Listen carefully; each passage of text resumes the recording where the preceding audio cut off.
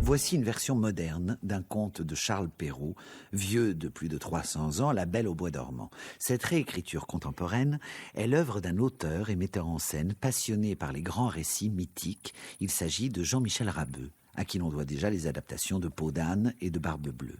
Écoutons un extrait de son nouveau spectacle, La Belle au bois dormant, actuellement en tournée. Après avoir embrassé la Belle, le prince est tombé dans les pommes. À son tour, la Belle l'embrasse pour le réanimer. Nous sommes scène 7, le voici qui reprend ses esprits. Vous en avez mis du temps. Du temps... C'est un débile. Vous êtes qui? Qui... Il est débile comme prince. Vous êtes prince? Prince, oui. Oui, prince des Cartinors. Sire de Miroménil, chevalier de Créteil, le Blanc-Ménil, marquis de Villeneuve-le-Roi, Villeneuve-Saint-Georges, Saint-Denis, Saint-Palais, Saint-Fargeau. Mais on m'appelle Jojo. Moi, je suis princesse de la mort. T'es ma vie. C'est beaucoup. Je rêve de toi depuis que je rêve. Moi, je rêve depuis 100 ans. J'en ai marre. C'est fini le rêve. Je t'ai trouvé pour de bon. Vous avez trouvé une bête au fond des bois.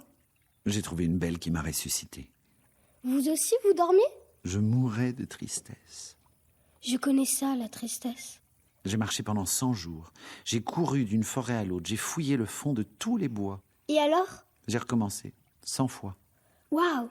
100 fois, 100 jours. Ça fait combien? Et le 100e jour de la 100e fois, quand je brûlais des ronces pour atteindre le cœur du dernier bois, je t'ai vu sous ton linceul de fleurs.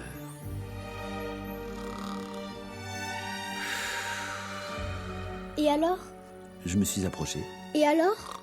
J'ai vu ton visage. J'ai vu... Vous avez vu mes lèvres vermillonnes? vos lèvres.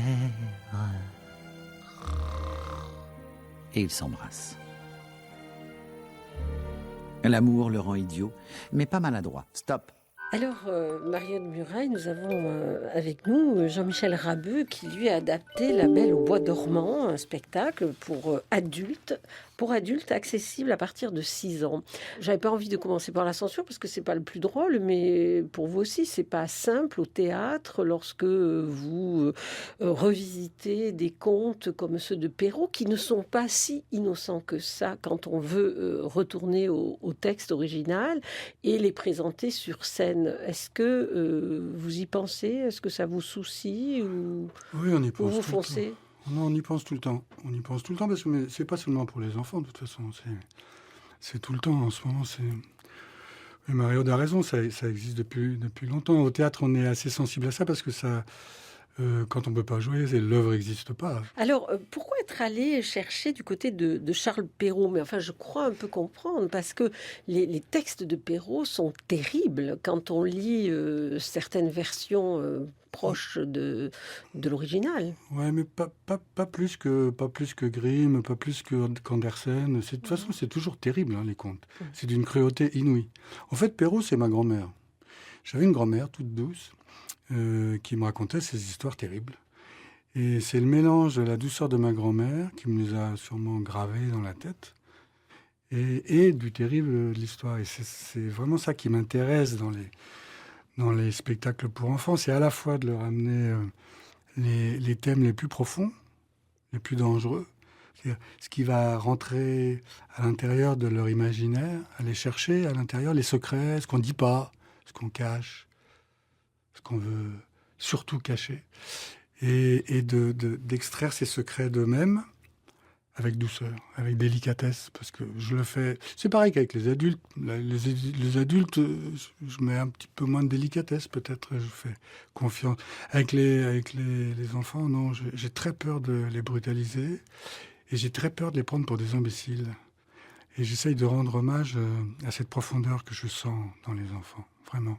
Dans La Belle au bois dormant, elle mange les enfants de son fils. Elle les mange, elle les dévore. Et on leur fait croire à la dévoration, vraiment. Donc ils hurlent de peur. Et après, je fais un happy end qu'il n'y a pas dans dans Pérou. Je fais un bien. C'était pas les vrais enfants qui ont été dévorés. C'est ça la délicatesse. C'est leur laisser la possibilité de botter en touche. Ils ont eu peur de la dévoration, ils ont eu peur de la mère ogresse. Mais à la fin, en fait, non, elle les a pas tués, elle les a pas mangés, ça n'existe pas, une mère qui mange ses enfants. Revenons un petit peu sur ce conte, comme vous dites, où il est question effectivement de la Belle au bois dormant, mais je serais tenté de dire revu et corrigé, puisque vous y intégrez aussi où il y a des croisées de chemin avec d'autres personnages qu'on a pu découvrir dans d'autres contes. Oui, j'aime bien mélanger, ça amuse beaucoup qu'on fasse référence à un autre conte. La Belle au bois dormant, en général, les gens croient que ça s'arrête au baiser du réveil du prince qui embrasse la Belle qui a été endormie pour 100 ans. Et en fait, pas du tout, c'est à peu près, dans Perrault, c'est à peu près la moitié de l'histoire. La deuxième partie de l'histoire, les deux jeunes gens réunis, les deux amoureux, les deux amants bouleversés par l'amour, se marient, font des enfants. Et la mère du prince est une ogresse. Donc la deuxième partie du conte est la lutte contre cette ogresse qui veut manger les enfants du couple. Et éventuellement manger aussi la femme de son mari. Et éventuellement, de la femme de son fils. Et éventuellement se marier avec son fils. Donc c'est vraiment une terrible. La princesse de Montrust. Elle nous vient de famille d'ogres de mère en fille chez les Montrust. Oui, les Montrust aiment beaucoup les dollars. C'est bizarre, hein. Cette ogresse-là, elle aime la chair fraîche et elle aime beaucoup les dollars. Elle est autant avide de chair que de dollars. Je me suis amusé à jouer sur l'avidité financière que nous subissons tous et l'avidité évidemment mythologique de l'ogresse qui dévore ses enfants.